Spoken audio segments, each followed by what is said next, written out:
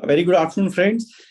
I'm Sanjeev Singhal, Central Council Member and Chairman Auditing and Assurance Standard Board and Chairman Sustainability Reporting Standard Board of ICI. On my behalf and on behalf of my Vice Chairman, CA Vishal Doshi ji, welcome you to the 68th program of the Auditing Standard Board for this council year. So far, we have organized program on each auditing standard. We have covered CARO in detail. We have covered each item of the financial statement from the audit perspective. And now we are taking up some specific engagements. Today's webinar will focus on practical insights on agreed upon procedures and compilation engagements. And for this, we have a very renowned speaker, CN Nitin Gupta ji. We thank you, Nitin, for sparing out time for the cause of the profession. And friends, AASB has taken this mission that we will take the learning of the auditing standard and the audit related guidance to every member of our profession to their doorstep. And this is how we organize all these programs. And apart from that, we are also having an expert panel in which we are resolving the queries of the members pertaining to auditing aspects while they are doing audit of companies or partnership firms or any other entity.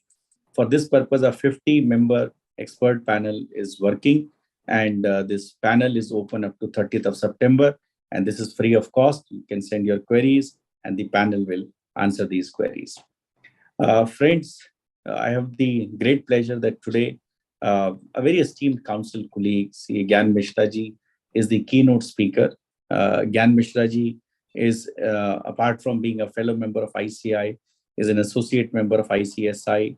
He holds a LLB degree and insolvency professional as well. And he's been serving the institute in various capacities since 2010. He is the member of the 25th Central Council. He's the vice chairman of CP committee, and I've seen his contribution in the committee as well as in the council.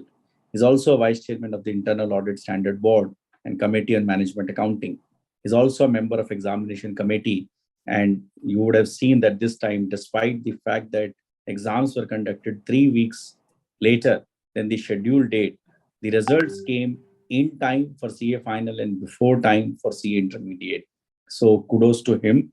Gyanbhai possesses about 24 years of proven professional track record and has been instrumental in contributing towards the cause of social welfare as well. And as I said, I've seen his contribution, his argument power in the council is clear and straightforward and to the point for the cause of profession and the students. So thank you so much, Gyanbhai, for agreeing to be the keynote speaker. And I would request to guide, I request you to guide our members on the matter relating to the profession. Thank you, and over to you. Thank you, Sanjeev Bhai, very respected Central Council member. And of course, you can see the father of sustainability in ICI, who took the initiative across the country. And now we are a step ahead in sustainability as far as the ICI and other related bodies like SEBI and RBI and Government of India is concerned. So, very respected today's speaker, Nitin ji, in absentia, Vishal Bhai, and of course, the very respected audience of today's very important topic to be discussed, that is practical insight on agreed upon procedures and compilation engagements. So, friends, as well said by Sanjeev Bhai, the ICI is taking a lot of initiatives to encourage the members to have more and more learning and insights on the auditing part. Because when we see the auditing is again back, especially chartered accountants are especially known for the audit. If we say someone chartered accountant, so they especially are understood as one of the auditors in the society at large. In the south, just we were discussing in the council a few days back, in south part of our country, the chartered accountants are being asked auditors only. If someone meets chartered accountant, they say we are going to meet auditor. So this is basically, if we see, this is the, you can say, sort of impact the profession has given over the society over a period of time, that the legacy we people carry, that is more of auditors than any other tax consultant or any other professional expertise area practitioner. So friends, today's topic is really very important. It is up to us chartered accountant that we have to provide various services related to the compilation as a professional accountant, and in that case also we need to maintain the professional ethics, expertise, and of course the basic standards of adherence of the standards of the ICI. As far as agreed upon procedures is concerned, I understand this is applicable from 1st of January 2022. It has been revised also. Our very learned speaker is going to deliberate and deliver on the very important topic to all of us. And certainly the auditor, whether in the capacity of auditor or when we go in some other capacity as professional accountant, we need to be very observant and we need to have the impact of the things on all stakeholders of the community and to respond that. So I will not take much time. As our learned speaker is here, I congratulate the committee, especially Sanjeev Bhai and Vishal Bhai, for taking steps ahead. And I have seen the dedication and the leadership in past few months. So though I am very new in the council, but his dedication for the profession is tremendous and really deserves a great salute. So Sanjeev Bhai, we always go to work together, and I hope that you will take both this AASB and of course the sustainability, which is your brainchild, to next step ahead, and we will take the flag of ICI and of course the country high and high. Thank you, Sanjeev Bhai. Thank you, Gyan Bhai. And as I said, I've seen your argument power. And थोड़े शब्दों में ज्यादा बात कहना ना कोई आपसे सीखे, मैंने तो वो काउंसिल में देखा है and last few council meetings have been really an amazing experience as far as your argument power is concerned, and all of us are committed to the profession, so both of us are also not an exception and will continue to serve our alma mater to the best of our abilities 24/7. And as far as sustainability is concerned, we are the world leader now. And with now ICI being given this responsibility of being an SRO for social stock exchanges and icing on the cake, that's a recognition of the work done by the ICI and the Sustainability Reporting Standard Board. So thanks to all of you. Thank you again, Bhai. Thank you, sir. Thank you. With this, I now request and invite Nitin Gupta to kindly deliberate on the topic.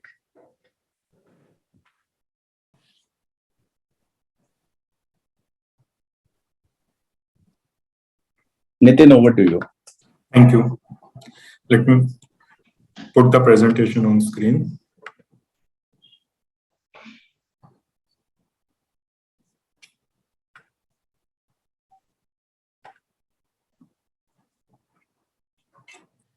Thank you, AASB, for giving me an opportunity. Good afternoon, dear friends and respected colleagues. Today we will deliberate upon practical insights on agreed upon procedure and compilation engagements. And I would be sharing my experience and practical exposure which I have gained over the period of time while dealing with this kind of engagements. But this is the session outline which we would take upon. So as the subject matter on agreed upon procedures and compilation engagement will deep dive into both of these engagements. But before that, let's have a quick overview on different type of engagements, which as a chartered accountant, we all deal in our day-to-day professional career. So just a recap of what we have seen in the past and what we are doing. So audit engagements to obtain reasonable assurance of whether the financial statement as a whole are free from material misstatement, whether due to fraud or error, thereby enabling the auditor to express an opinion on whether the financial statement are prepared in all material respects in accordance with an applicable financial reporting framework. So this is the meaning and objective of audit. The common example of audit are the annual statutory audit under the Companies Act, or tax audit of a partnership firm where the tax auditor is giving an opinion on the financial statement in Form 3CB. So that part is also falls under the audit. Moving further, we have review or limited review. So engagements where the practitioner or auditor state that whether on the basis of procedure performed, anything has come to the practitioner or auditor attention that causes to believe that the financial statement are not prepared in all material respect in accordance with the applicable financial reporting framework. So review is, I would say, one level below the audit. Here, it's the auditor or the practitioner is giving an limited assurance. Then we have certification. In certifications, these are the engagements other than the audit or review of historical financial information, where the practitioner or auditor express an opinion or conclusion on the subject matter. So here also the auditor is expressing an opinion or conclusion on the subject matter. The common example of certificates are net worth certificate, turnover certificate, and then there are various certificates which are required under the regulation like RBI, Companies Act, so and so. Then comes the agreed upon procedure. Agreed upon procedure are engagements where like engagement to issue a report of factual findings based on the actual procedure, based on the agreed procedure on specified accounts or items of financial statement. Here, the key point to understand is that it's a report of factual findings. Here, the auditor or practitioner, they are not giving an assurance on the subject matter. This we will take it further in our subsequent part. Then we have compilation, engagement in which a practitioner applies accounting and financial reporting expertise to assist management in the preparation and presentation of financial information of an entity in accordance with an applicable reporting framework.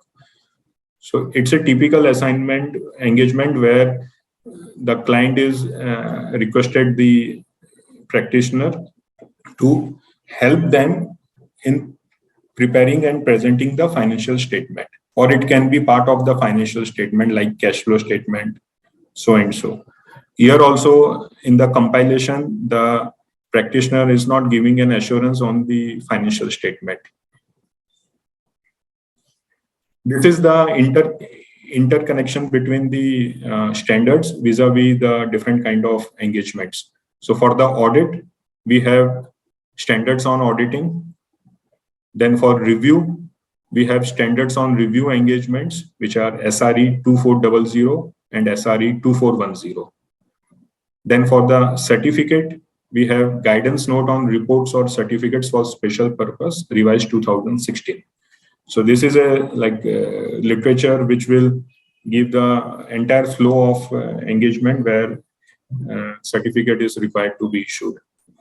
Then we have agreed upon procedure. This is covered by standard on related service, SRS 4400. Then we have compilation engagement, which is standard on related service, SRS 4410 revise. So this is the series of auditing standards on audit what we have, and then comes the standard on related services. Now let's have some case study where I will read the case study and you all just think over which kind of assignment this would be. Okay, so case 1, ABC Private Limited is the only owned subsidiary of PQR Inc., the holding company. The holding company follows calendar year for reporting purpose, and accordingly, ABC Private Limited is required to submit its accounts for same period to the holding company for consolidation purpose. The auditor of PQR Inc. sent instructions to the XYZ and Co., who are the auditor of ABC, to issue a report on whether the financial statement of ABC are prepared in all material respect in accordance with an applicable financial reporting framework. So this is the situation. Now, assuming ABC Private Limited follows fiscal year for local regulation purpose, that is for Companies Act. So they must be the auditor of ABC Private Limited, XYZ and Co. They must be issuing audit opinion on the March year-end financials. But here, for the December year-end, the holding company follows a different year, and for consolidation purpose, they have asked the ABC Private Limited to submit their accounts. Now, the auditor of ABC Private Limited, they have been received instructions from the auditor of PQR Inc. So that means as a component auditor, they have received instructions from the group auditor, and whereby they are required to perform the audit, perform the procedures for December year end and issue the report. So in this situation, this will be fall under the category of audit. So what it means that ABC Private Limited would be required to have 2 times a audit in a year, one for Indian regulatory purpose and one for the requirement of the holding company. So this falls under the category of audit. It could have been review also if the group auditor scope out the subsidiary ABC Private Limited based on the materiality under review classification. So in that case, the auditor of ABC Private Limited, they would be required to issue the review opinion, not an audit opinion. So that depends upon how the scoping has been made by the group auditor. But in the given case, it's a case of audit. Second situation, ABC Private Limited is bidding for a government tender. One of the tender requirement is the bidder should have a positive net worth and prior experience of handling 5 projects of the similar nature. A chartered accountant must confirm the bidder's declaration. ABC Private Limited approached XYZ and Co, the chartered accountant firm, for complying with the above requirement. So as a chartered accountant firm, XYZ and Co, so this particular engagement would fall under certificate, because here the chartered accountant firm XYZ and Co, they are required to give an opinion, they are required to give an confirmation as to whether the bidder have a positive net worth and prior experience of handling 5 projects of the similar nature. So this would fall under the category of certificate, not agreed upon procedure. Third situation, ABC Limited has implemented an ERP software and migrated the historical data into the ERP. ABC appointed XYZ and Co to perform certain tests on the following results generated from the ERP system and report the findings to them. And these results are capturing of FIFO movement in inventory valuation, then accuracy of aging statement and depreciation calculation. So for this 3 kind of this 3 kind of reports, they've asked the XYZ and company, the chartered accountant, to perform test and to report them the findings.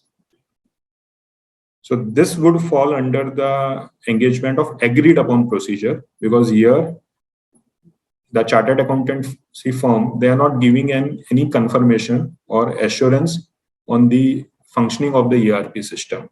So what they would do, they will perform the agreed procedures which were agreed between ABC Limited and XYZ and Co, and they will give their factual findings. Now later on, ABC Limited, they will dispose of those findings for which XYZ and company have no role to play.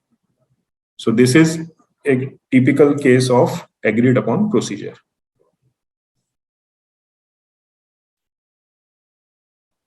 Next situation, ABC Private Limited approached XYZ and Co with an assignment of quarterly reconciliation of trade receivables covering 65% of the population through external confirmation. XYZ and Co will issue quarterly report to the management on its finding. So here also XYZ and Co, they would issue the report to the management on its finding, and how much percentage to cover, like 65%, that everything has been pre-agreed between the client and the firm. So this also falls under the classification of agreed upon procedure. Last one for our this exercise, DEF Society, a charitable trust, needs to submit an utilization report to its donors. The society approached XYZ and Co.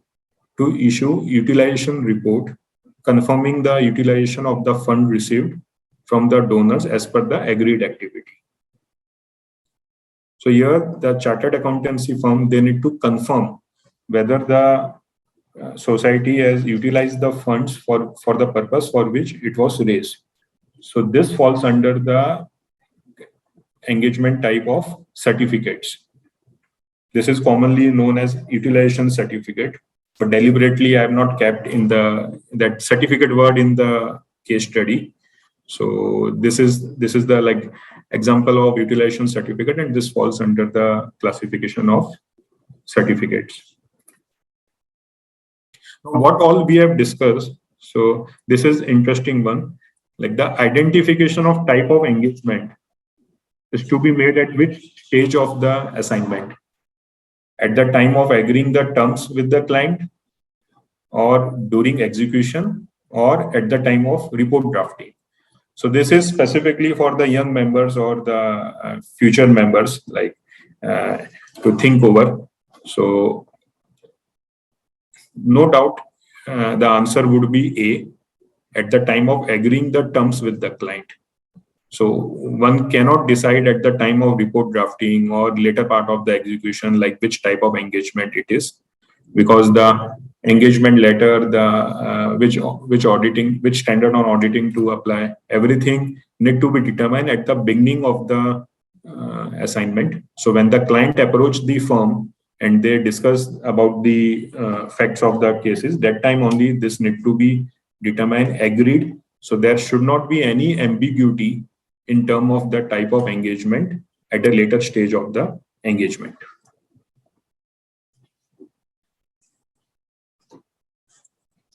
Now, having understood about the basic of different type of engagements, let's move to the next part of this webinar, which is SRS 4400, and this is engagement to perform agreed upon procedure regarding financial information. This would be the outline for this part, SRS 4400. So we'll start with introduction and objective. Then we'll brief about the SRS. And then we'll talk about general principles and defining the terms of the engagement. So this would be the pre-engagement formalities and appointment formalities, what we have. Then we'll cover the flow of the engagement, which would start from the planning and it will end to reporting. And then we'll have a couple of illustration at the end, if time permit, among us.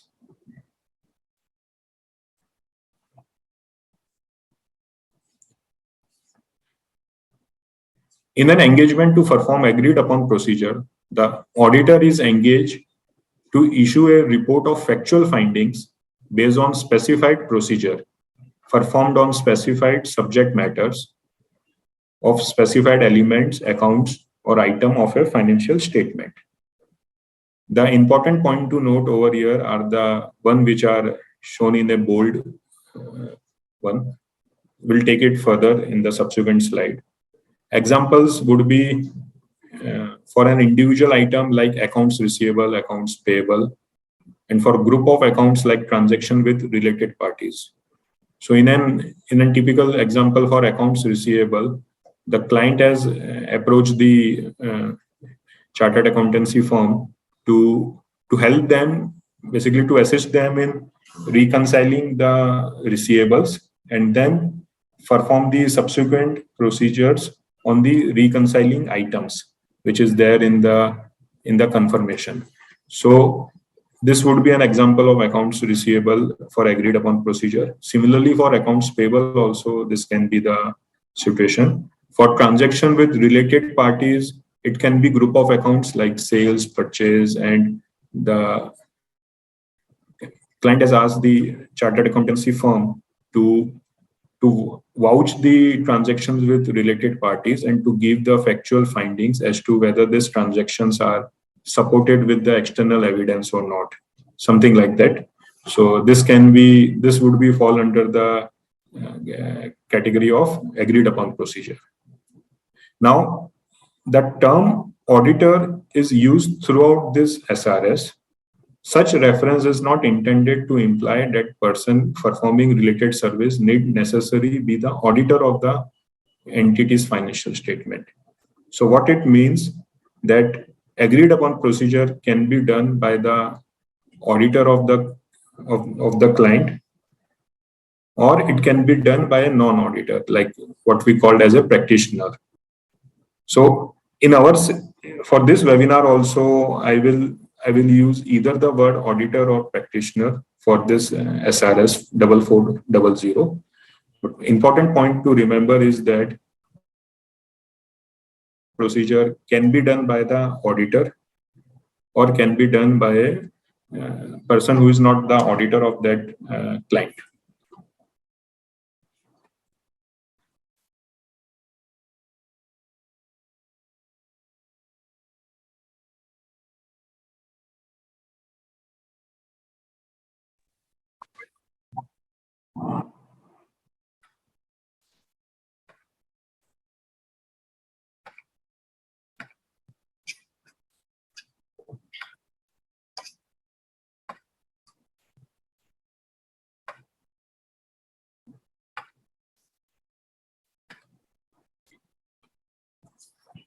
Yeah, sorry. Objective of an agreed upon procedure engagement is for the auditor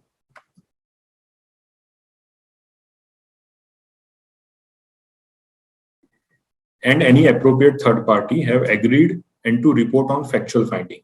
So what is important to note is that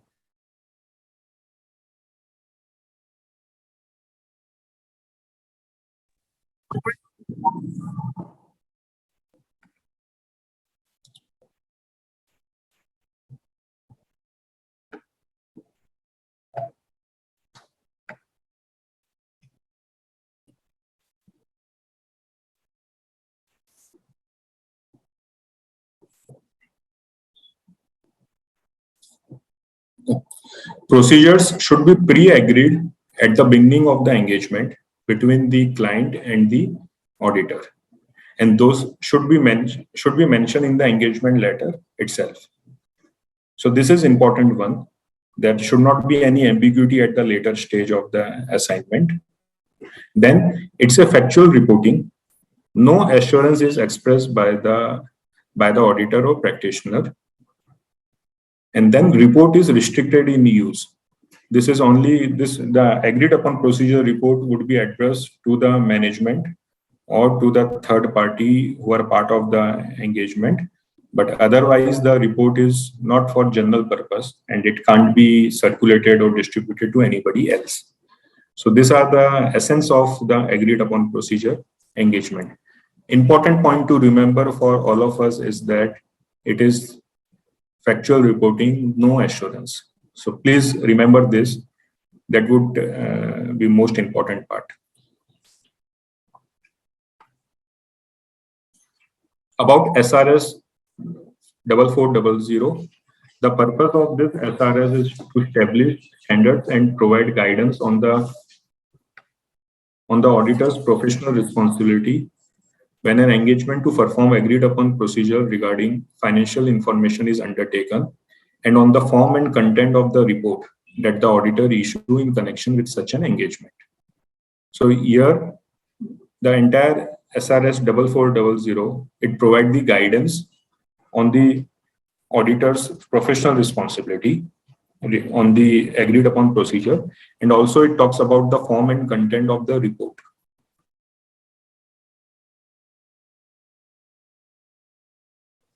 And this SRS is effective for engagements beginning on and after April 1, 2004.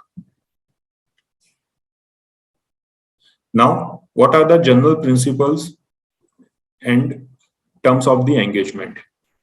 So the practitioner should comply with the code of ethics issued by the Institute of Chartered Accountant of India. So with the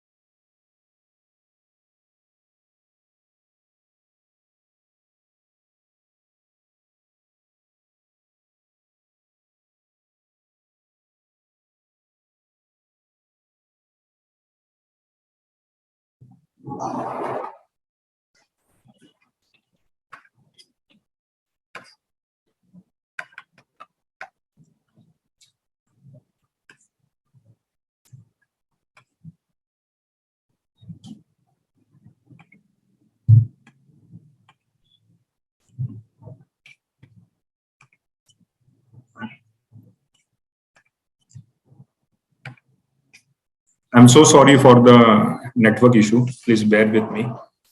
Now it should be fine going forward. Sorry for that.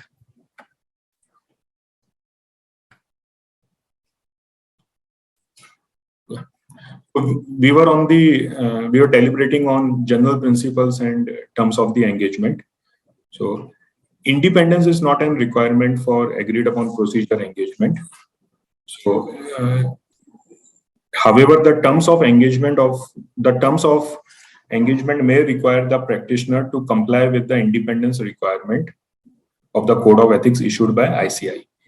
Where the practitioner is not an independent, a statement to that effect should be made in the report of factual finding. So what would be the typical example here?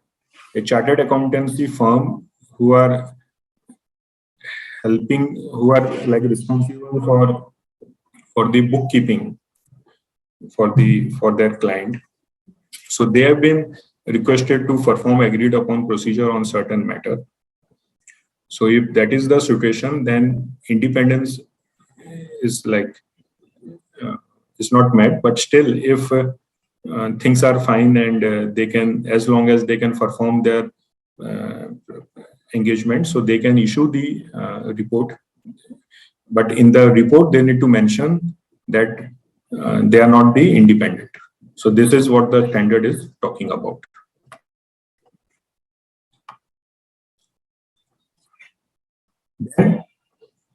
It is very imperative to have the engagement letter for the agreed upon procedure. Now, what would include in the engagement letter? So it will include the fact that the procedure performed will not constitute an audit or a review, and accordingly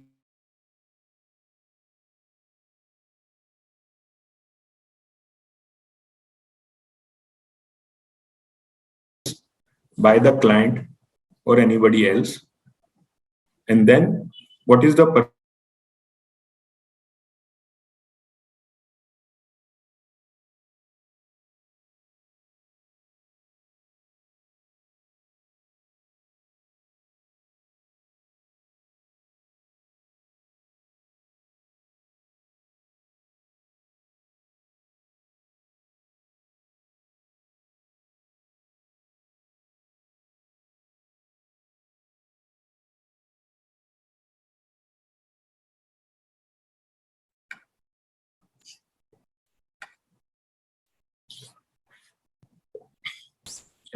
The purpose of the engagement need to be mentioned in the engagement letter.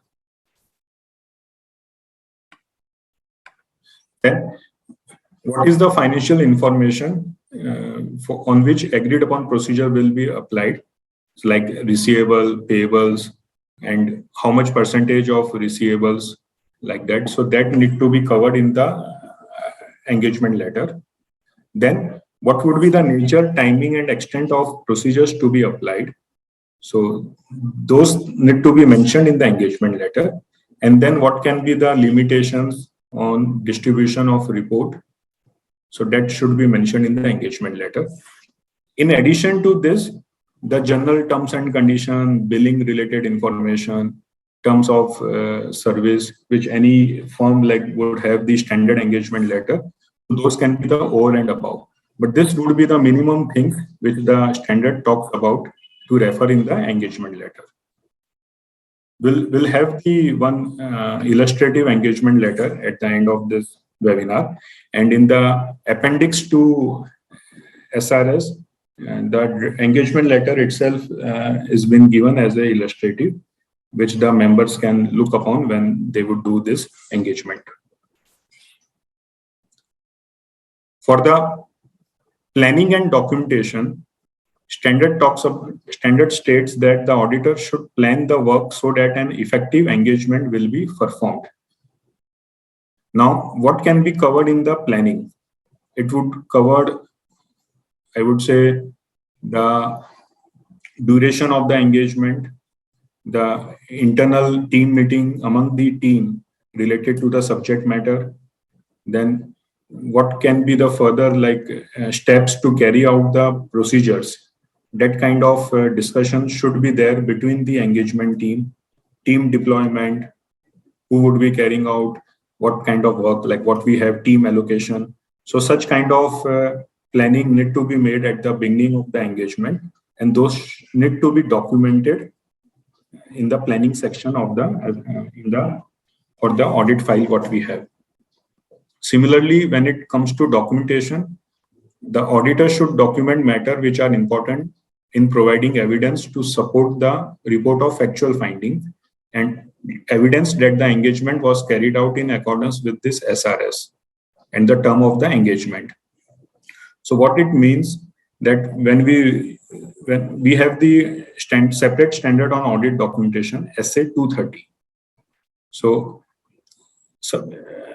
principally, what would be the requirement for audit documentation as per that essay need to be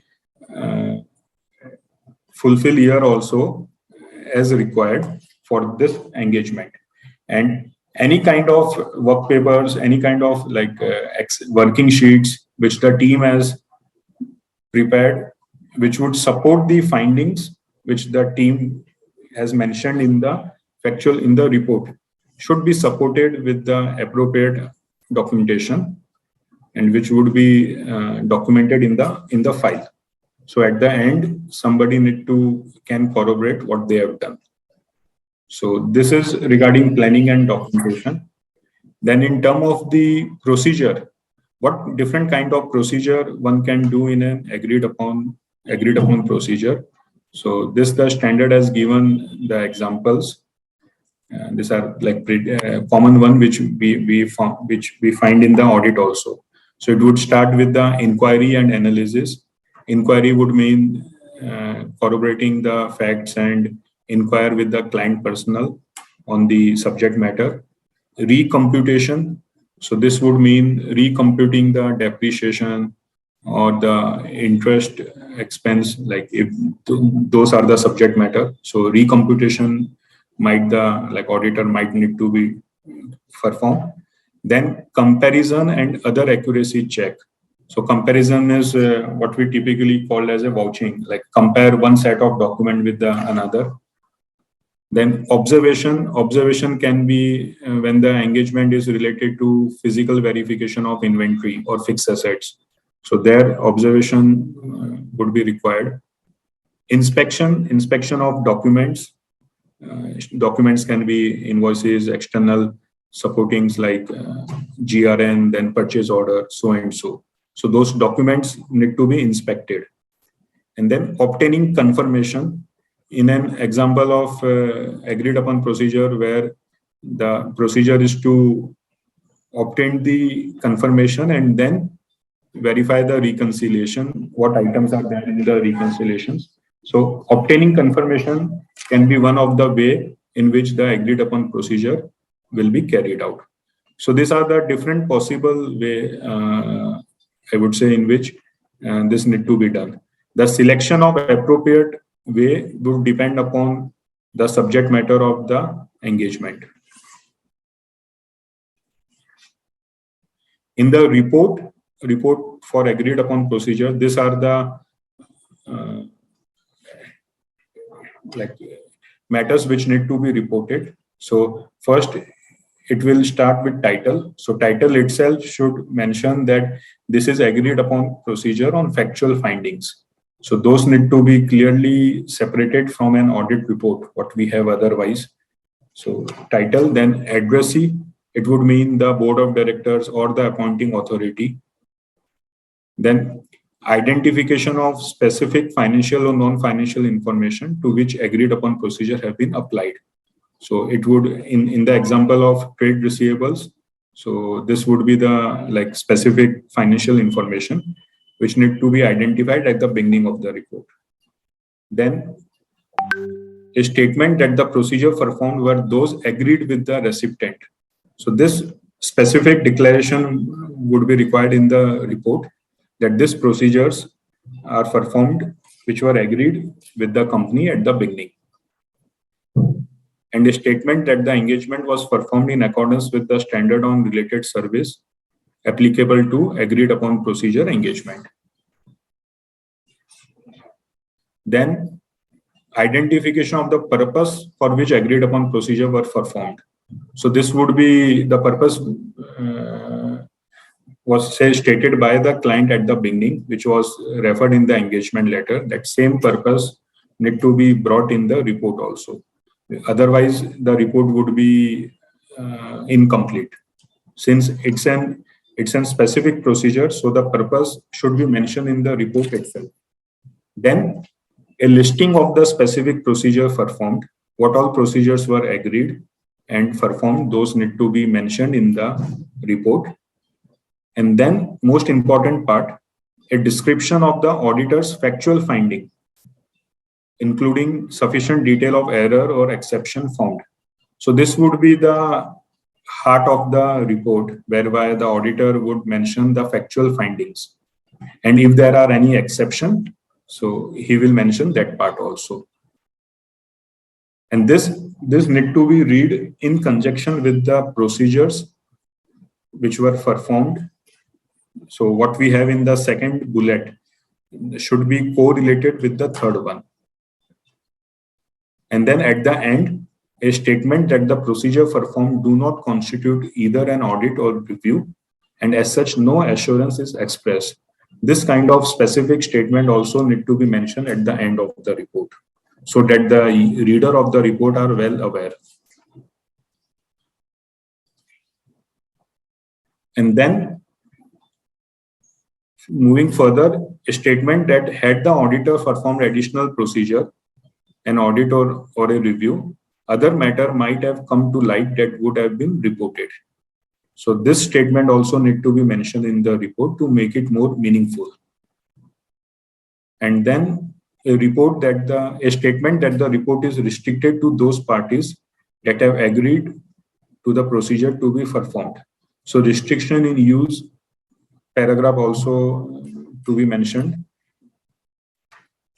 And then a statement that the report relate only to the specific elements, and it is not covering the entire financial statement. And finally, the date of the report, place of signature, auditor signature, and the UDIN need to be mentioned. So a lot of things are there and one can deliberate why so much of statements are required in this report, because it has to be separated from the audit or review. So unless these statements are not there on the report, the reader might interpret in a different way. That's why all these are required. And all this would be the standard paragraphs which one can take from the illustration. The important part is the description of the auditor's factual finding. So this would cover the essence of the entire engagement. And the reader would be more interested in reading this particular part. What are the factual findings along with the exceptions? Rest other things are the standard one. Now, as a practical insight, the topic is practical insight. So one should not just go and keep on reading the standard text. So I have tried to do justice with this, and I have mentioned couple of reporting example and what can be the appropriate description and what can be inappropriate description of report drafting. So have a look at the first one. The procedure which was agreed upon is inspect the shipment dates for a sample which was agreed upon of specified shipping documents and determine whether any such dates were subsequent to March 31st, 2022. So this was the procedure. Appropriate description of findings would be no shipment dates shown on the sample of shipping documents were subsequent to March 31st, 2022. And in contrast to this, an inappropriate description of finding would be nothing came to my attention as a result of applying that procedure. So this would be in a limited way what we called as a negative assurance. But here, since there is no assurance, one need to give factual findings. So it has to be direct and straightforward. Second example, in terms of procedure agreed upon, calculate the rate of return on a specified investment according to an agreed upon formula and verify that the resultant percentage agrees to the percentage in an identified schedule. So this is the procedure which was agreed upon, and appropriate description would be no exception were found as a result of applying the procedure. In contrast, the inappropriate description would be the resulted percentage approximated the predetermined percentage in the identified schedule. So this approximated word is inappropriate over here. So this is how one need to draft the report of the factual findings. And as I was sharing earlier, this has to be straight away linked with the procedure to be performed.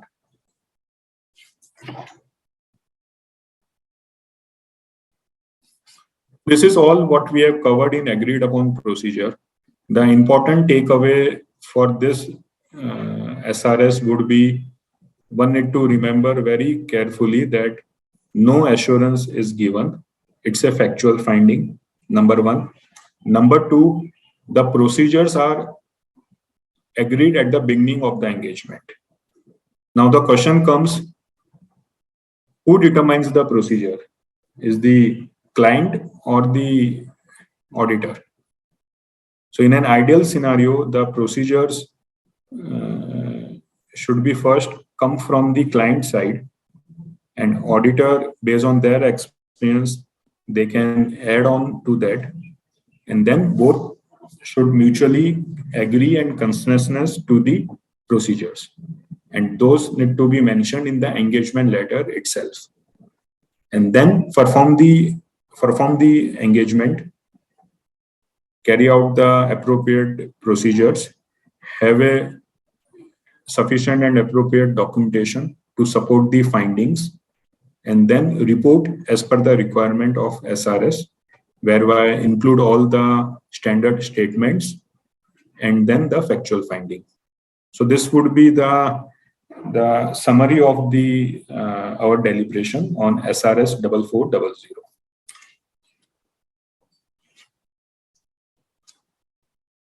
Now we would cover SRS 4410, which are compilation engagement.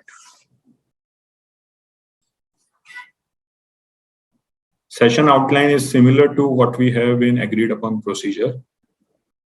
It would start with introduction and objective, then about SRS, general principles and defining the term of the engagement, the flow of the engagement, which would start from the planning, then documentation and reporting, and then at the end, we'll cover the illustration.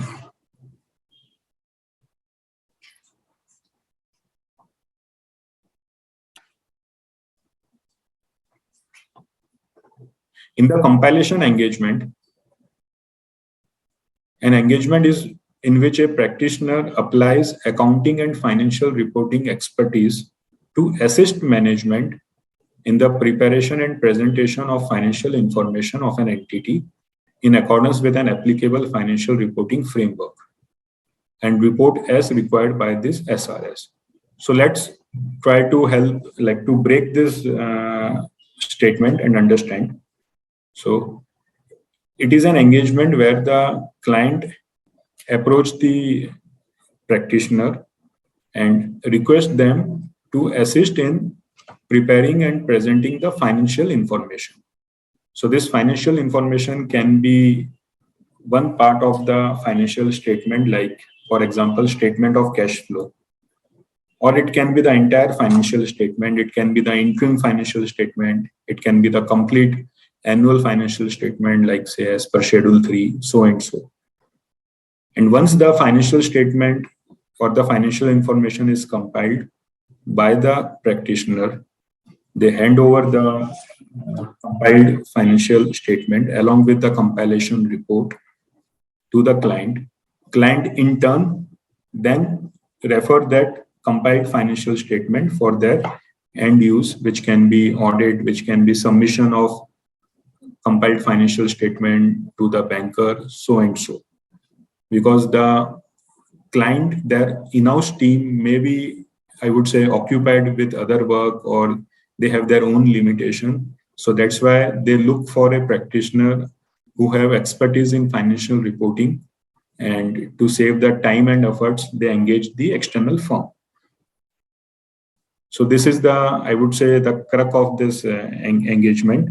And here also the practitioner is not giving any assurance on the financial statement, whether those financial statement giving and through and fair view, and whether they have been prepared in accordance with the accounting policy, or whether they are in accordance with the accounting standard, like what would be the applicable financial reporting framework. So those kind of assurance is not given by the practitioner in this engagement. Now, who is a practitioner? Practitioner is a professional accountant in public practice who conducts the compilation engagement. It's a like chartered accountancy firm who would be conducting the compilation engagement. The term includes the engagement partner or other member of the engagement team, or as applicable, the firm themselves, like the firm itself can be called as a practitioner in the given case.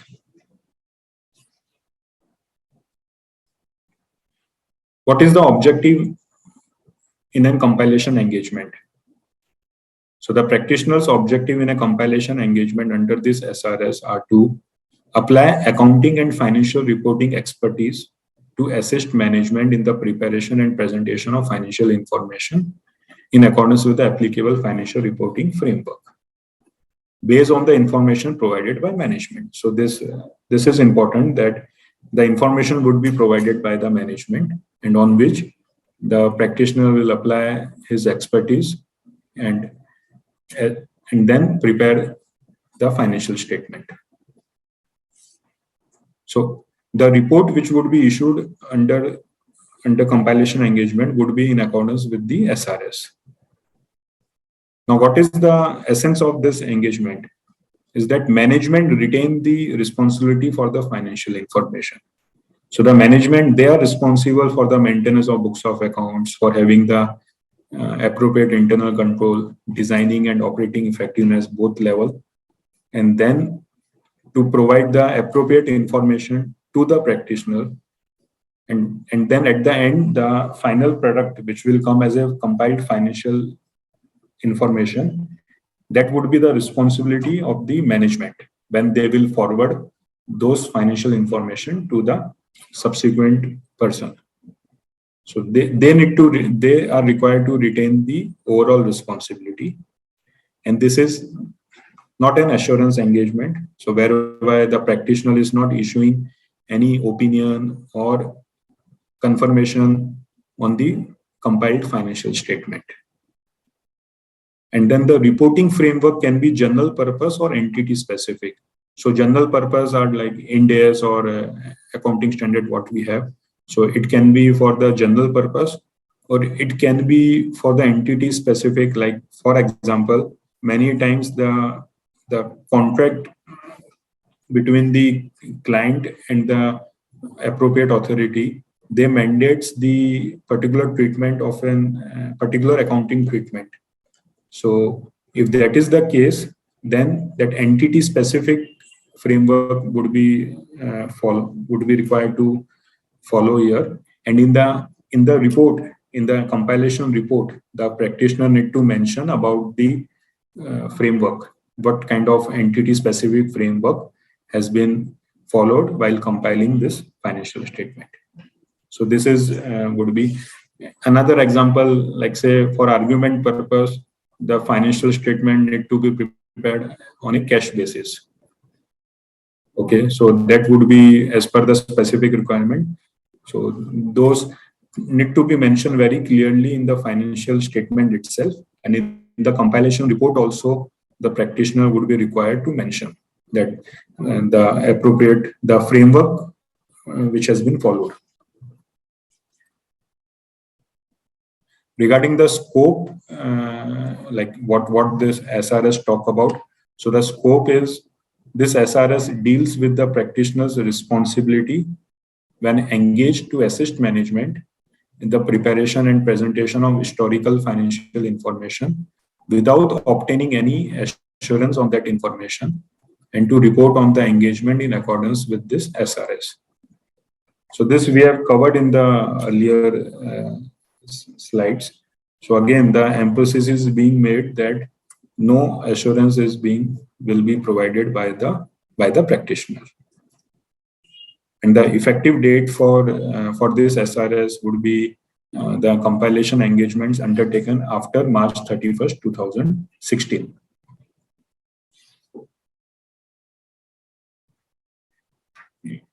Dealing with general principles and defining the term of engagement. So the practitioner shall comply with the relevant ethical requirement and shall exercise professional judgment. So please pay attention on the word shall, because as we all know that wherever this word is used, it's a mandatory requirement. So the practitioner need to comply with relevant ethical requirements of the ICAI and exercise professional judgment. So ethical requirement, it would mean when the engagement is being, like when the practitioner is approached by the client for the engagement on compilation. So all the pre-engagement formalities like client acceptance, engagement acceptance need to be performed as per the SQC1. And then if the firm themselves, they have more they made more, I would say, policy and rules to be followed. So all those need to be taken care and need to be properly documented in their file, so that one can corroborate that the ethical requirements were fulfilled. And the engagement partner shall take responsibility for the overall quality of each compilation engagement to which he is assigned. And the engagement is being performed in accordance with the firm's quality control policies and procedure. So these wordings are picked from the standard itself. So the emphasis is being made on the engagement partner, where he or she would take the responsibility for the overall quality related matters on the compilation engagement.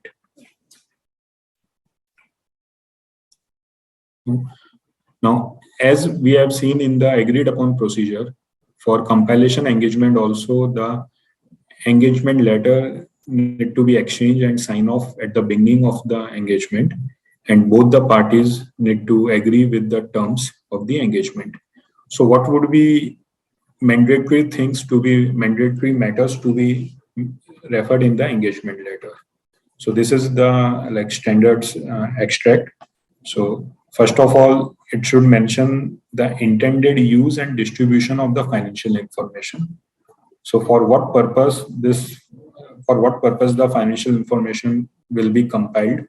So that need to be captured in the engagement letter. And is there any restriction on the use or distribution that should be mentioned in the engagement letter? Then identification of applicable financial reporting framework. This is what we have discussed earlier.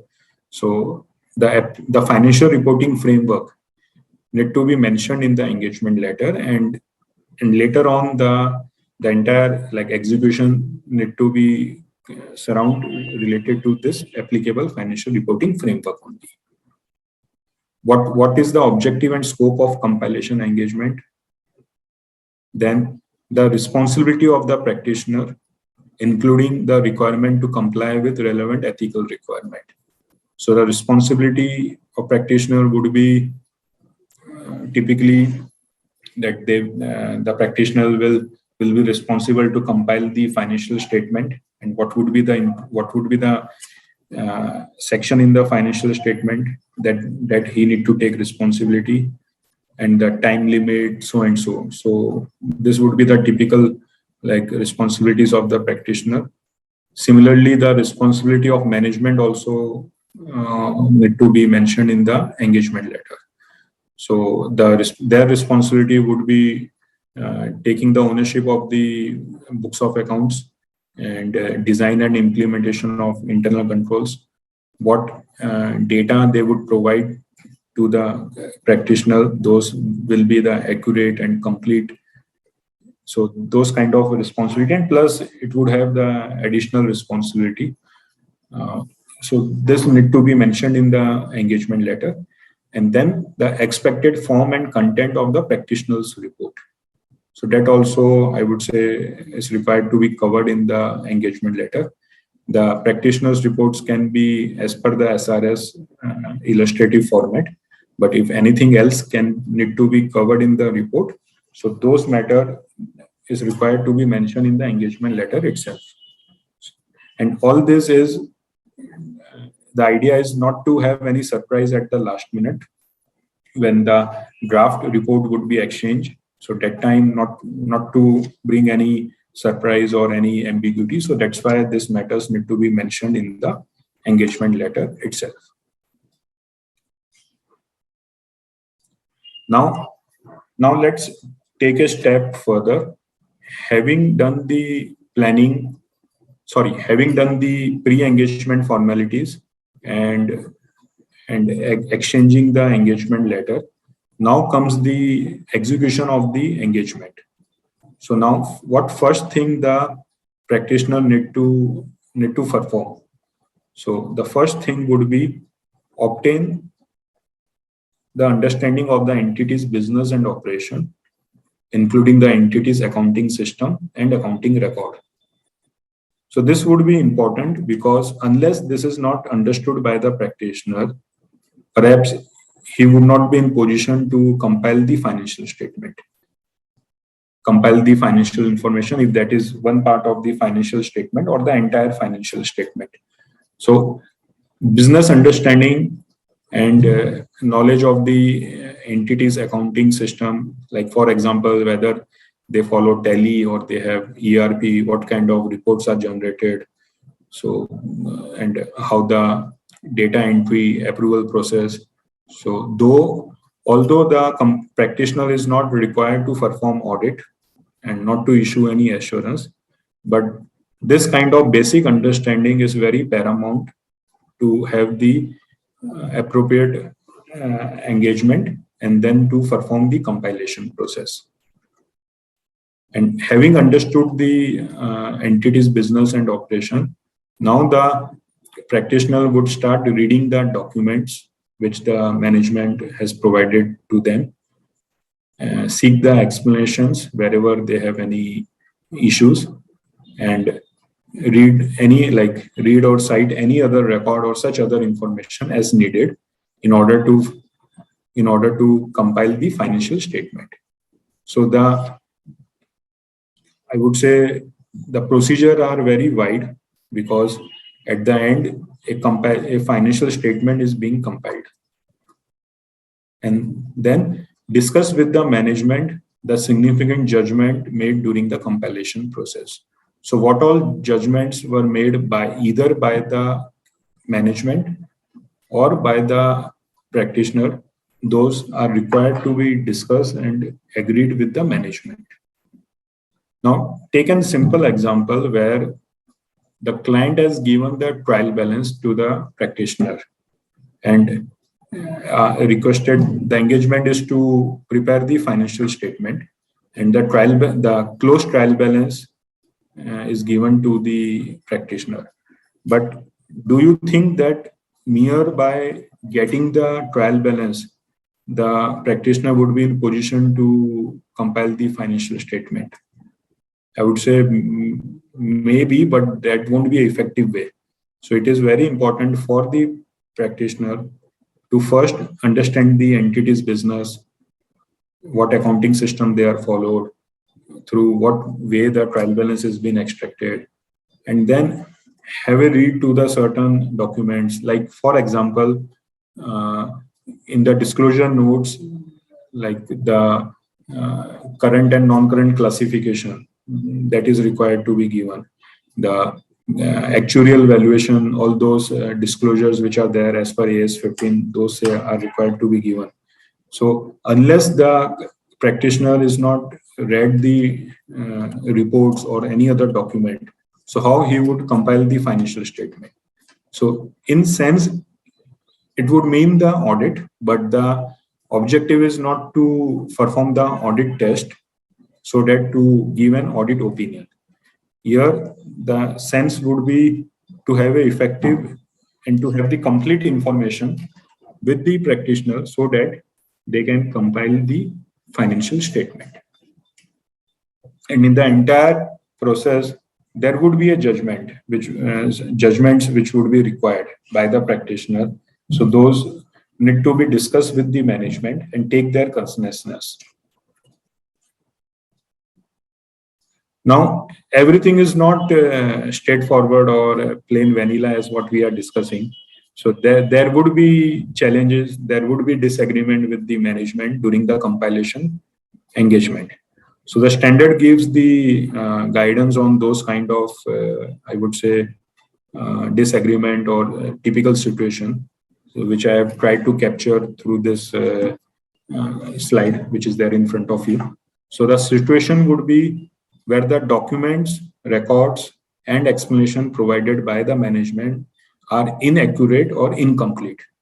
So the practitioner believe that what documents or records is being provided by the management, they are either inaccurate or incomplete.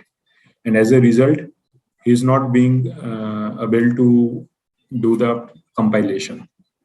So if that would be the situation, then the first step is to bring to the management attention those irregularities and request for the correct information.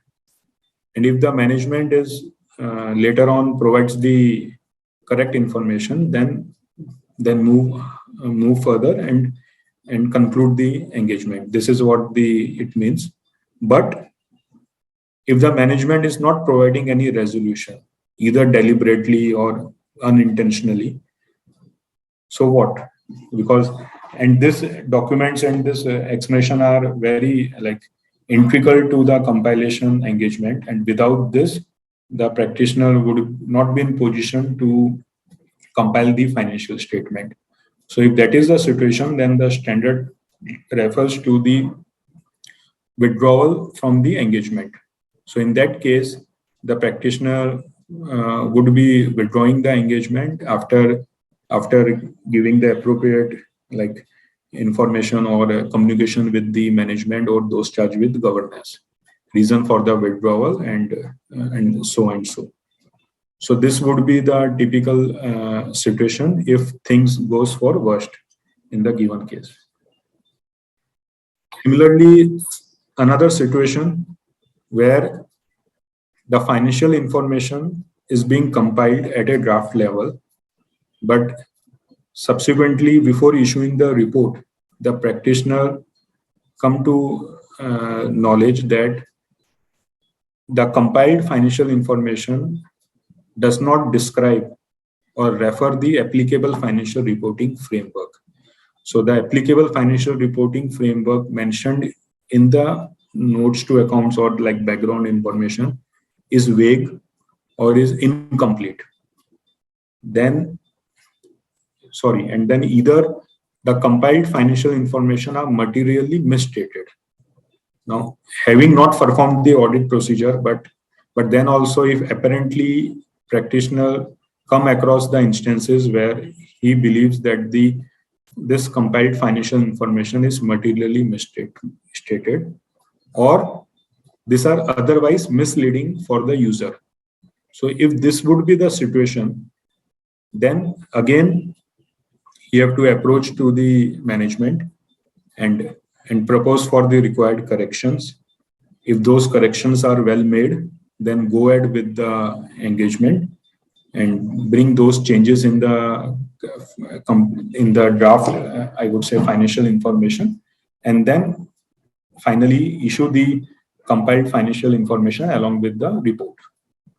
But if the management does not allow the practitioner to carry out the proposed amendments, or they have different point of view, then again, at the end, it would require the practitioner to withdraw from the engagement. Now, in both the case, in the previous part and this, the ultimate remedy for the practitioner is for the withdrawal. So one can argue that why withdrawal? Why can't the practitioner mention those matters in the report and issue the compiled financial information? So the standard doesn't give that kind of refer that kind of situation, probably because this is not an assurance engagement. So the output, the deliverable, I mean, what will be issued by the practitioner has to be either in line with the applicable financial reporting framework. That's it. So one may not have, what I'm trying to emphasize is that one may not have a qualified compilation report. So there is nothing called as a qualified compilation report. Otherwise, what we have in a case of an audit. Similarly, in agreed upon procedure, this situation will not arise because in the agreed upon procedure report, the auditor or practitioner would be giving is factual findings. So factual findings can be positive or can be negative. So there is no question of clean report, or I would say qualified report for agreed upon procedure, as it is based on the factual reporting. In compilation engagement, one has to, like, both the client and the practitioner both have to agree, reach to a consensus, and then issue the report and the compiled financial information. However, if withdrawal from the engagement is not possible because of legal responsibility or regulatory requirement, the practitioner shall determine the professional and legal responsibility applicable in the circumstances. So this is again an situation to cover practically, where the engaging party, the client is not in favor. I would say they are not allowing the practitioner to withdraw from the engagement. So and then there would be the legal responsibility, professional responsibility. So then the matter would go further and might be in the legal court it will go. But one has to think over the pros and cons of withdrawal from the engagement. And the practitioner shall obtain an acknowledgement from the management and those charged with governance as appropriate that they have taken responsibility for the final version of the compiled financial information. So at the end, when the practitioner is sharing the final version before sign off, so it would be very important for the practitioner to take the specific confirmation from the management that they are agreeing with the compiled financial information, so that later on, subsequently, there should not be any year and fro and disparity between both the parties. And this can be covered through a management representation letter. So one I would say one can, or one should take the request for the management representation for both kind of engagements, agreed upon procedure and compilation engagement.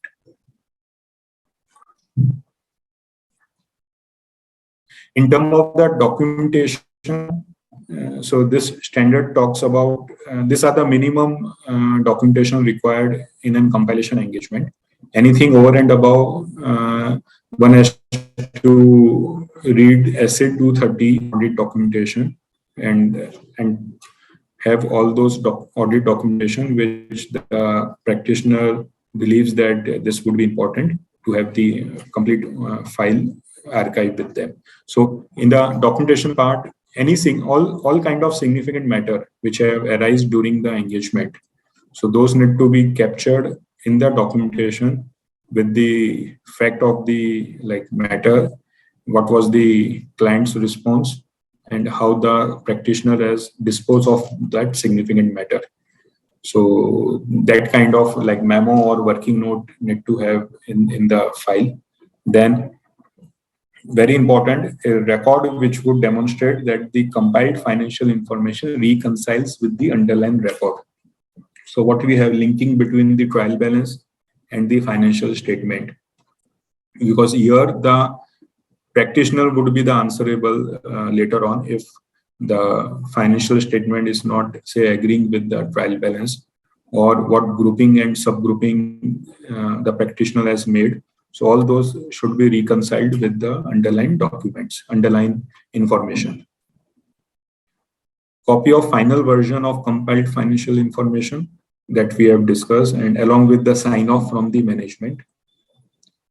Then appointment formalities, what we discussed earlier, like the client acceptance, engagement acceptance, and any kind of other documentation and procedure what the firm has established while carrying out any engagement, like background check, KYC, all those kind of things would be required in the appointment section. And any internal review which would demonstrate that there is a preparer checker concept, and the person who has compiled the statement at first level, but somebody else like his manager and then the engagement partner, they have reviewed the work. So those kind of reviewed documents should be there in the documentation. So this is all about the documentation part. In the report compilation report, it will start with the title. So it will say that accountant's report on compilation. Then it will address to the engaging party. Most likely it will be the board of directors in the case of a corporate client.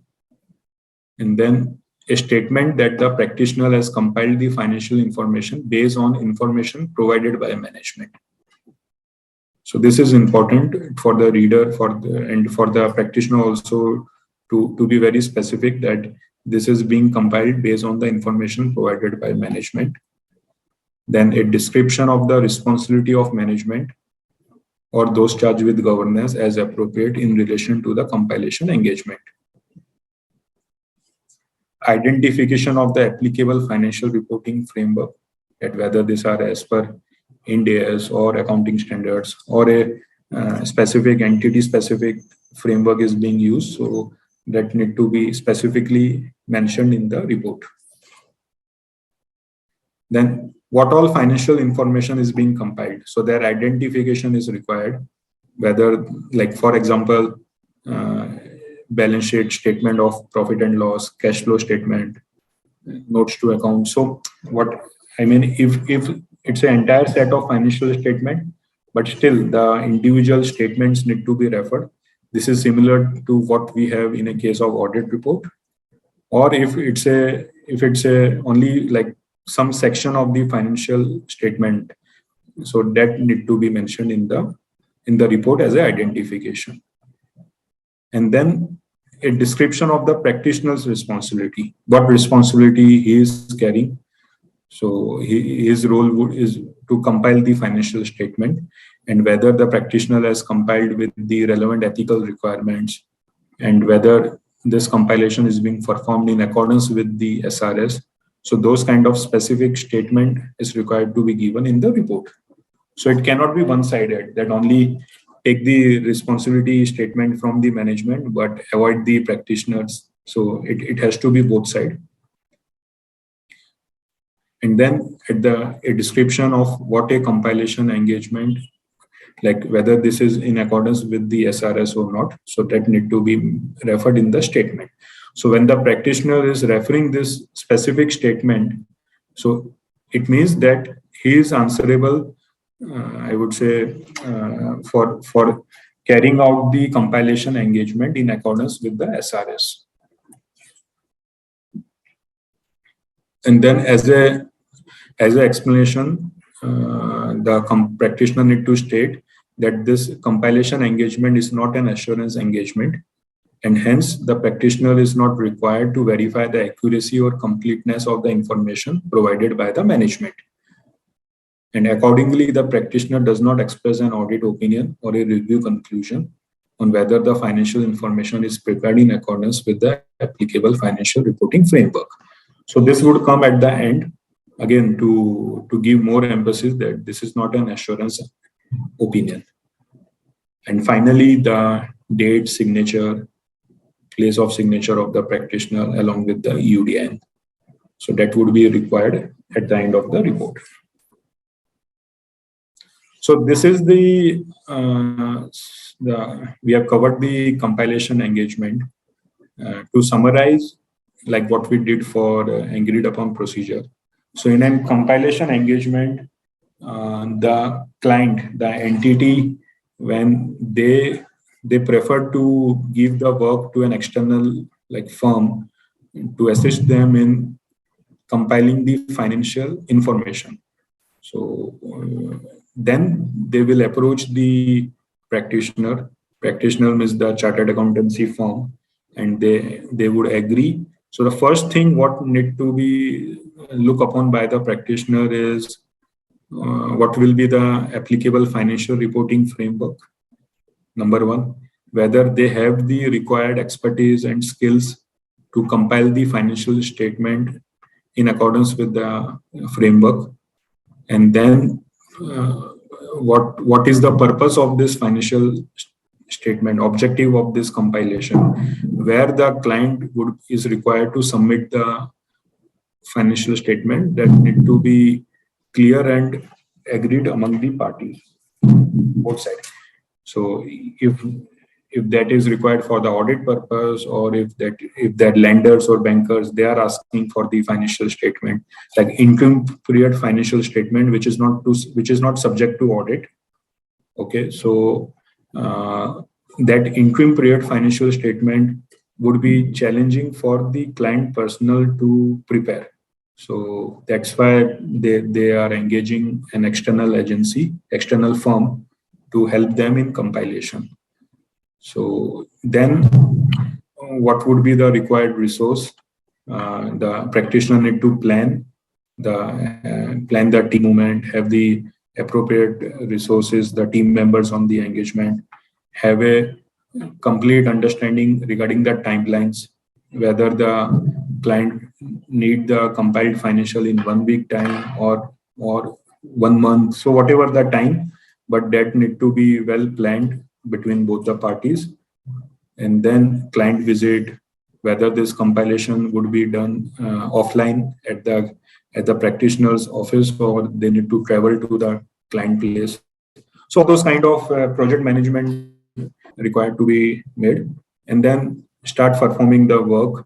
Like in case it's a compilation of financial statement, so first go through the previous year financial statements. That will give a fair idea of what are the how the financial statement was prepared last time. And prefer to have a audited financial statement of the latest period, and then go through the audit report also, because if there are any qualification or comments in the audit report, so that the practitioner can discuss with the client as to whether those have been addressed in this period's accounts or not. And then have the Excel skills in terms of grouping, subgrouping, linking from the trial balance to the balance sheet. And if these financial statements are, say, required as per the revised Schedule 3, so the practitioner are expected to have a fair amount of updates, and they are expected to be aware of what are the changes are there in the revised Schedule 3, and have that information requirement list well circulated to the client. So at the beginning of the engagement, the practitioner's team, they need to draw an requirement list, include all those requirements, all those information which would be required in compiling the financial statement, specifically for disclosure notes and notes to accounts, because that will not come out from the trial balance. For that, additional data need to be pulled in. So those requirement can need to be mentioned in the requirement list. Exchange the requirement list, get the specific timelines from the client, and then follow those timelines. At the end, once the first draft is there, which I mean the tallied financial statement, tallied balance sheet, then start the review process, engage the senior team members, and then discuss the issues with the client, resolve those, and then finally issue the compiled financial statement. The question may come whether as a practitioner we need to sign off on the report or on the financial statement also, because many times client would push for the signing on the financial statement, that complete signing what we have otherwise in an audited financial statement, like for XYZ and Co chartered accountants, then partner name, like the complete signature.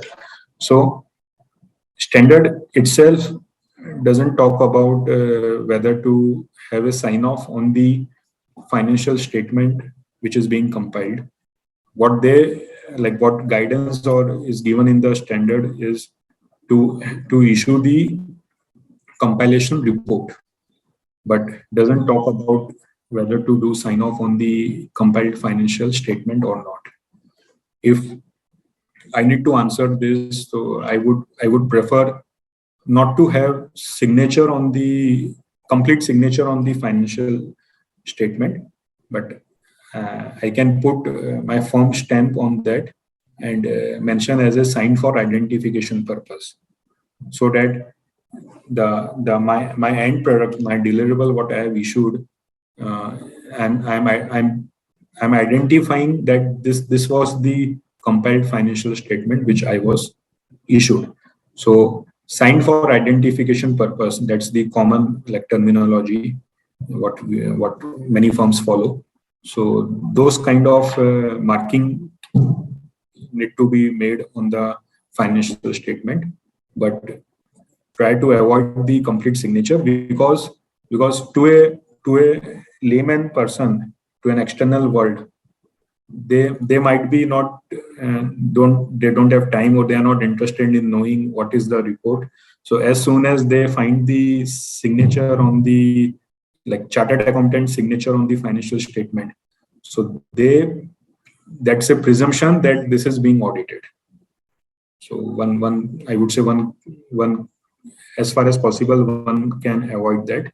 And if that is not the case, then if say client is again insisting to have the signature, so many times like what we all have seen, audited financial statement, we mention before our name, we mention as per report of even date, something like that. So there we need to mention as per the compilation report. So use the word compilation report over there. So a sound reader who has a knowledge of different kind of engagement, they will very clearly, they will understand that this is a compilation engagement. And one can refer at the top also, at the top, like where the balance sheet is mentioned. So over there, they can put a marking that this is a compiled financial statement. So that means this is not audited. Something like that to safeguard the wrong interpretation. Now, having understood, and I hope we have gained the practical insights on both the standards. Let's try to recap and let's have some rapid fire discussion over here. So the first one is whether UDN to be generated for issuing reports on agreed upon procedure and compilation engagement. So yes, any kind of report which are issued by the chartered accountants, those need to have UDN. So please get the UDN generated and mention in the report. In an agreed upon procedure, the client agrees that the practitioner will decide appropriate procedure to be performed and to be proceed accordingly. Is this fine? So what I mean to say, in a situation where client is saying that they are not in position or they are not that well versed with what all kind of procedures to be agreed, and they are leaving it for the practitioner or for the auditor to decide and conclude what all appropriate procedure they need to perform and proceed accordingly. So if that is the situation, whether this should be acceptable or not, I would say no, because in the entire section of like agreed upon procedure, the SRS 4400, what we have seen, it says that the procedures need to be well agreed and mentioned in the engagement letter itself. So at the beginning of the engagement only, those need to be agreed.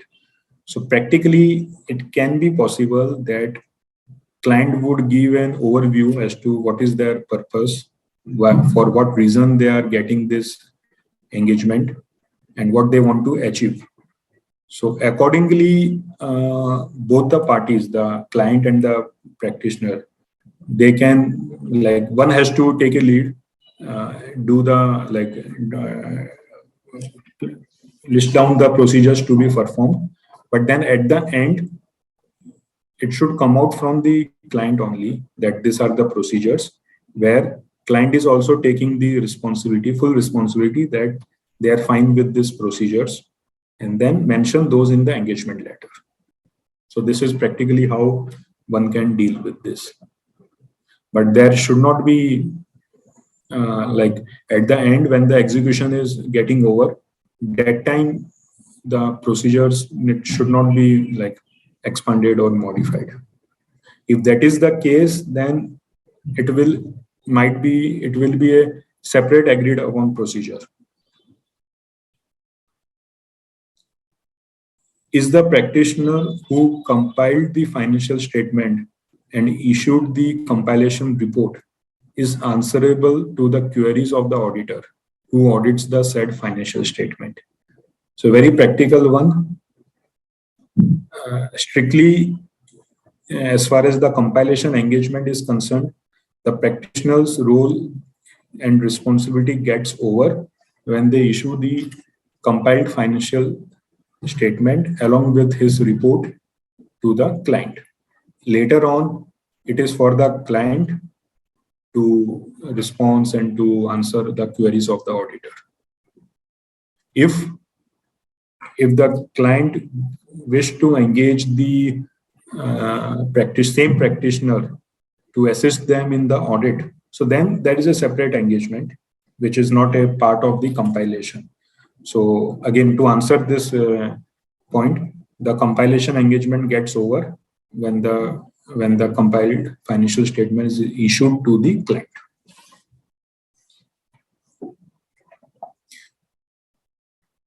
This we have covered in the last one. Is the practitioner who compiled the financial statement is required to sign on the financial statement in addition to issuing the report. This we have discussed in detail. Now I have two MCQs just to make you all charge up and to have deliberation on this. So ABC Private Limited engage XYZ and Company Chartered Accountancy Firm to perform agreed upon procedure on specified matters. The date of the report ordinarily be determined by the occurrence of which of the following events. So the question is, what should be the report date in case of agreed upon procedure? A, the delivery of the final report to the client. B, the completion of the agreed upon procedure. C, the receipt of the signed engagement letter from the client. D, the client's review and approval of the content of a draft report. So these are the four different situations. So which one would be the most appropriate among this would be the date of the report. So I will go with the second option, which is completion of the agreed upon procedure. So the day on which the agreed upon procedure are completed, appropriately that date should be the date of issuing the report. C is, I would say, out of the discussion point. D, let's talk about the last option, the client's review and approval of the content of a draft report. Now, in the entire standard, the standard doesn't talk about that this is required that the auditor need to first share the draft report and take the approval from the client. So this step itself is not mandate. So that's why this would not be the appropriate response. Delivery of final report, so that can have its own logistic issues. The day on which the final report is delivered to the client, so the appropriate would be the completion of the agreed upon procedure. Which of the following statement concerning a compilation engagement is correct? First option, the compilation cannot be relied upon to disclose error, fraud, or illegal acts. Second, the compilation must be performed in conformance with an accounting basis which is consistent with GAAP. Third, the practitioner performing the compilation must be independent with regard to the client. So I will go with the first option, that the compilation cannot be relied upon to disclose error or fraud or illegal act by the management, as there is no assurance being given by the practitioner. So the answer would be A. For the second option, it can be general purpose framework or it can be entity specific. So that's why B is ruled out. And C, it is not a requirement. Independence is not a requirement unless the regulatory requirement otherwise mandates for an independent practitioner, like for a practitioner who has to be independent. But otherwise, a practitioner who is having a prior engagement with the client, they can also perform the compilation engagement so long as they are doing justice with the assignment. This is all about my session. Thank you very much for listening me, and please kindly pardon me for the network issue in between. But otherwise, I hope that I was able to do justice with your time, and we have taken some practical insights of the subject matter. And going forward, when we have this kind of engagements, so we would be in the right position to do that. And please refer the illustration which is there in the respective SRS, and both the SRS have illustrative engagement letter and illustrative report. So have a look on that, and then you will understand the essence of our discussion. Thank you very much. Thank you so much, Nitin ji. Can you hear me, sir? Yes, sir. Yes. Thank you so much for such a detailed and elaborated deliberation in a very lucid manner. I have certain questions. First question of the member is: Can an internal auditor is eligible to issue agreed procedure report? I would say yes, because there is no specific restriction in the standard SRS 4400. It says that independence is not a requirement, but if independence is not met, then the fact need to be mentioned in the report. If we look at the standards on internal audit, there are no such restriction. But say, for example, since internal audit is a specific between the management and the internal auditor, and in the scope, if the management has given a restriction on the internal auditor not to have any other kind of engagement with the same company, then this would be not possible. So it depends upon the terms of the scope of the internal audit, what is there between the client and the internal auditor. Sir, what are the procedures practitioner need to follow to communicate with the management of those charged with the governance. All matters concerning the compilation engagement that in the practitioner professional judgment are sufficient importance to merit the attention of the management. So what are the various procedures practitioner needs to follow to communicate the management or those charged with the governance? So the procedure would be, it would be at across level, like at the beginning, what all information the practitioner would be requiring from the management. So that kind of communication would be required at the beginning. And then later on, when say practitioner come across any gaps in the accounting, because by looking at the numbers only they will make out that this particular accounting caption is not complete or is is incomplete, some closing entry is not being made, so and so. So whatever comes to the knowledge of the practitioner, so he need to communicate with the management. And so this would be the typical things. And where the practitioner is getting lack of support, or the information which is being provided by the accounts team, they are not complete, or I would say inaccurate, so those matters need to be brought to the attention of the management. In terms of those charged with governance, so what in a situation where management is different and those charged with governance are like audit committee in case of a bigger companies, so for them only the significant matters need to be communicated. Any bottleneck or any challenges which the practitioner is facing, which is not being resolved at the management level, so those need to be highlighted to those charged with governance. And most important, I would say, all like significant judgments, any like all judgments which practitioners believe that those were significant. So for documentation purpose also, it would be important to communicate with those charged with governance. So this would be my response. Yes, sir. Yes, sir. So one question is relating to one small recent case study only. One member is asking, a small business owner is filing his ITR under section 44 AD, quoting non-maintenance of books. However, his lender requests for financials signed by the chartered accountant. Can we prepare such financial under SRS 4410 and ensure that the turnover and profit as per financial tie back to ITR? This kind of engagement can be taken, but the important would be to have a identification of the reporting framework.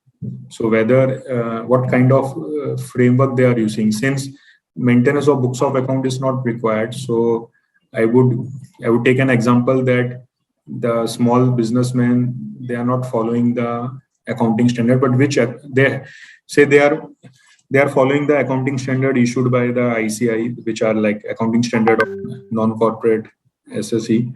So the important part is to identify the reporting framework and compile the financial statement in accordance with the reporting.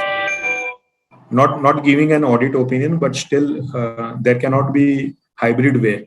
So this is important in this typical example, that sit down with the small businessman and have the reporting framework and then proceed with this. Okay, sir. Okay, sir.